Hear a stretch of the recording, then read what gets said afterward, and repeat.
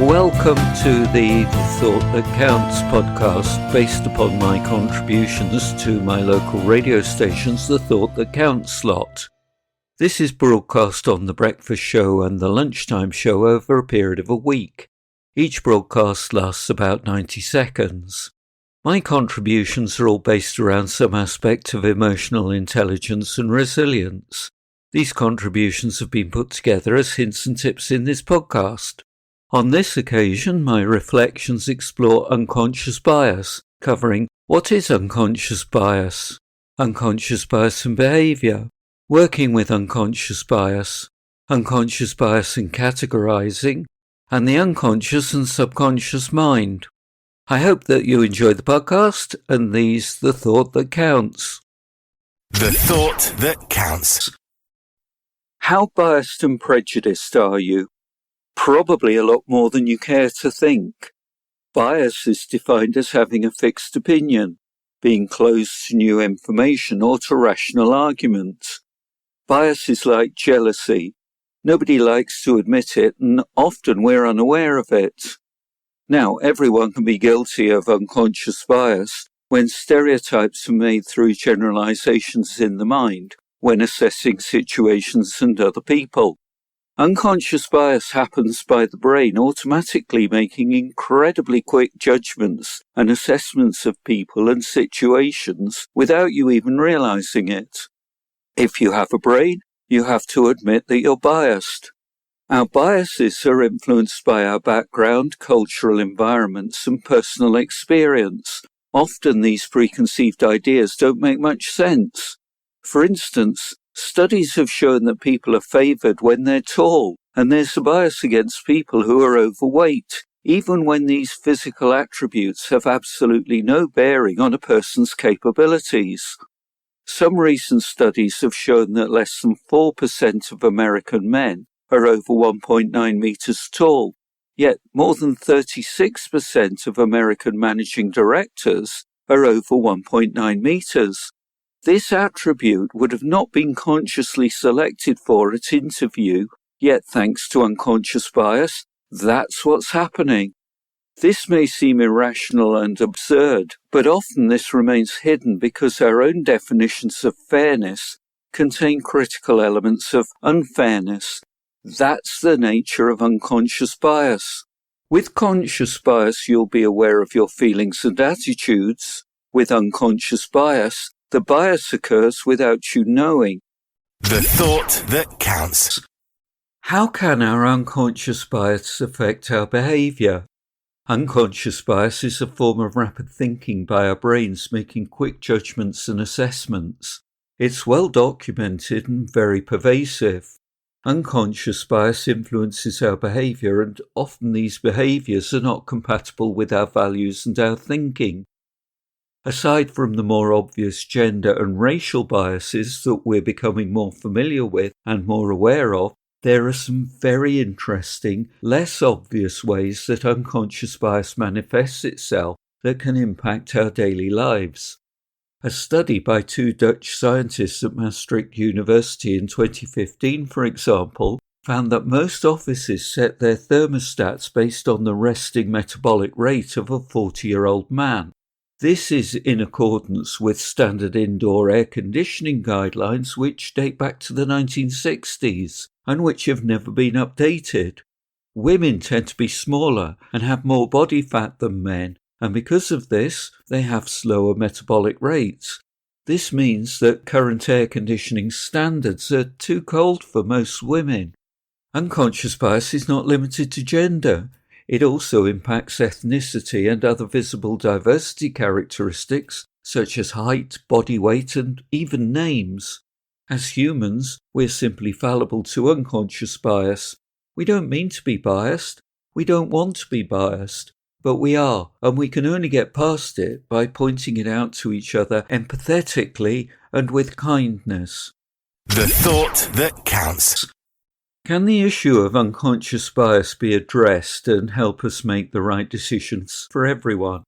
The first vital step is one of honesty, and being honest with yourself is not always easy. Recognise, whether you like it or not, that you're biased, because of your experience, your gender, your sexual orientation, and your own social background and upbringing. Bias affects everyone, but many people experience a higher risk or vulnerability to mistreatment when those biases turn into behaviour that discriminates. The sooner we accept this reality and take proactive steps to overcome the biases that hold us back, the stronger we become, and we'll be in better positions to put all people first.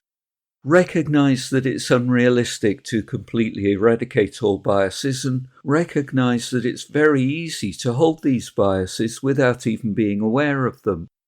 Keep an open mind and ask others if you're acting in any way that may be construed as biased. Don't berate yourself if you're shown to be biased in any way, and don't berate anyone else who expresses biases, especially if these are unconscious. We must all acknowledge our unconscious bias and listen with less bias when marginalised people speak out. It's an unpleasant reality that many would like to ignore. A lot of change is possible by just acknowledging unconscious bias, by listening with less bias, and acting on what we then learn. The thought that counts. As humans, we're hardwired to prefer people who look like us, sound like us, and share our interests. Social characterisation is where we routinely and rapidly sort people into groups. These categorisations and preferences can bypass our normal rational and logical thinking. We use these processes very effectively. We might call it intuition, but the categories used to sort people are often not logical or rational. It's worth reflecting upon those things that have shaped our own view of the world. This is helpful to understand the events and circumstances that have shaped our values. Which groups do you have an affinity towards, and which might you be unconsciously biased against? In challenging bias, it's important to develop a good understanding of the potential for unconscious bias and to be alert to it. Acknowledge cultural and generational differences and historical injustices without becoming defensive. Be open to learning about other cultures and others' ideas. Recognise when you're making stereotypical judgments. Use inclusive language. When confronting issues, it's important to ensure that any biases or prejudices of your own don't get in the way of constructive discussion. Remember, everyone wants to be treated in a way that respects their individuality. They want to have their wishes, choices and preferences recognised, listened to and respected. The thought that counts. Do you know the difference between the unconscious mind and the subconscious mind? Often these terms are used interchangeably and often they're used incorrectly. Both lie below our consciousness, but what's the difference between the two? The unconscious mind refers to a part of the mind that cannot be known by the conscious mind and includes socially unacceptable ideas, wishes and desires, traumatic memories and painful emotions and thoughts that have been repressed. They're the processes in the mind that occur automatically and are not available to us. The subconscious is that part of our consciousness that is not currently within our focus or our awareness. It refers to that part of consciousness that we are unaware of. It's the information that we're not actively noticing in the moment, but can influence us nonetheless, such as things that are heard, seen or remembered. So our subconscious mind enables us to do things that we don't have to think about, but we can alter them if we choose to. A good example of subconscious behaviour is breathing. We don't have to think to breathe at all, but we can change how we control our breath and its patterns. So whilst we're unable to access our unconscious mind, accessing our subconscious mind can make us stronger and wiser. Our conscious mind determines the actions, our subconscious mind determines our reactions, and the reactions are just as important as the actions.